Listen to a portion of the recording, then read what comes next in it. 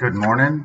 Good morning. Good morning. Buenos dias, mi gente. Yokio. Welcome to Daily Discipline number 229. Rob Hoback here. It is the second day of June. It is a Sunday fun day, and it's time to get to work. So first things first, I'm still the realist. I'm also a dad. I didn't fill out my paper. I'm a little frantic right now. We can talk about that later, but whew, yeah, I'm a dad, right? And with a dad comes some tough situations, and so I'm staring at one this week. And like I said in my question, I'm a little overwhelmed right now. I am, and that just happened in the last 10 minutes. Should have known better than to read my email, but I did, and so that's my own fault. So anyway, what I wanted to talk about was two conversations I had this week, and a third thing that I saw that are kind of intertwined, but maybe not. So first one was I was chatting with the Quan. We were talking about tornadoes, and he was telling me a story about when he was a kid. And he's a little bit older than me, but that a tornado had come through his hometown, and he remembered being on the bus because it happened while he was at school, and like just seeing the destruction and seeing all the kids on the bus crying. And he shared with me that was the first time he'd ever seen his parents, specifically his father, engage with any of the neighbors, and that at that time was going through that mess was when the family bonded with the neighborhood. I'm like, okay. And I've seen a lot of that down here too, right? A lot of people are in a really bad way in this area of the United States because of flooding. And so just, thought to myself, like, maybe we shouldn't wait until there is a disaster to become friends with our neighbors, right? It takes a village. So that was the first thing. The second thing, I was talking to the Uncle Buck, talking about being a parent and how difficult it is. And we were talking about if we as parents have to use fear or force to get our children to do what we're asking them to, then it's probably not going to stick, right? Think about it. Like in your own personal life, when somebody's forced you to do something, you'll comply if you have to, but that doesn't mean that you're invested, and that's what the behavior is not aligned with your core belief system. So, and then, during that course of the conversation, that just really got me set for, what does good parenting look like, right? Nobody's perfect, right? And understanding from that story before that our kids notice these things, right? And so I just started writing down some thoughts, right? Number one, eliminate the chaos, right? Like as parents, it's our job to provide stability for our children, whether that's two parents, one parent, it doesn't matter, right? Just eliminate the chaos, especially the self-inflicted chaos. Remember, we talked about this in the Bon Jovi song. It's your cross to bear, but we're the ones that put it there.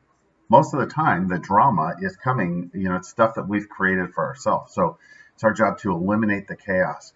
Do the right thing, right? It doesn't matter what we say, it's what we do. And we need to do the right thing.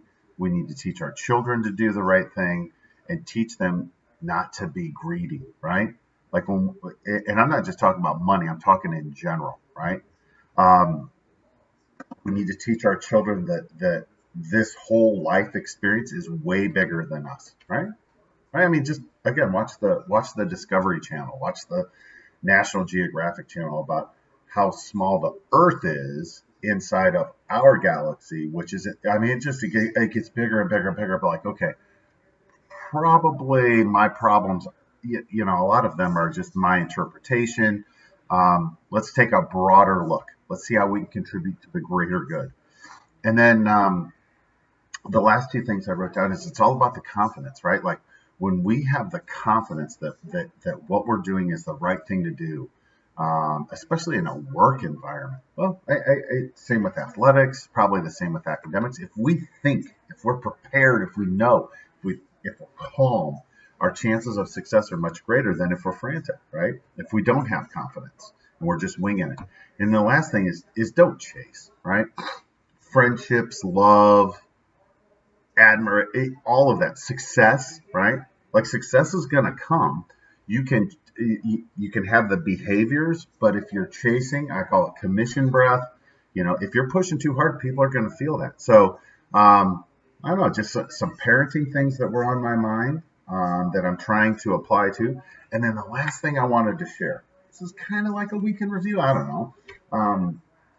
But for those of you who don't know who Ron Artest is, this guy, he's retired from the NBA now, but he was kind of a nutcase, right? He was one of the two guys that went into the stands at the Malice at the Palace in like 2003 or 2004.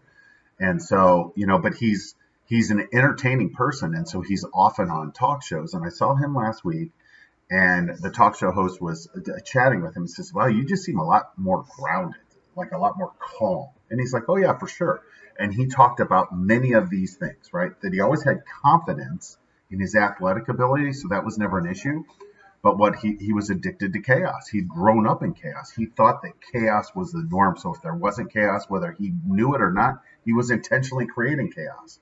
And then, just talking about his biggest thing, Ron Artest, when he was talking about the old Ron to new Ron, he's like, I just had to come to the realization that I wasn't going to be able to fix everything all at once. I wasn't going to be able to go from here to there all at once. You just have to go a little bit at a time.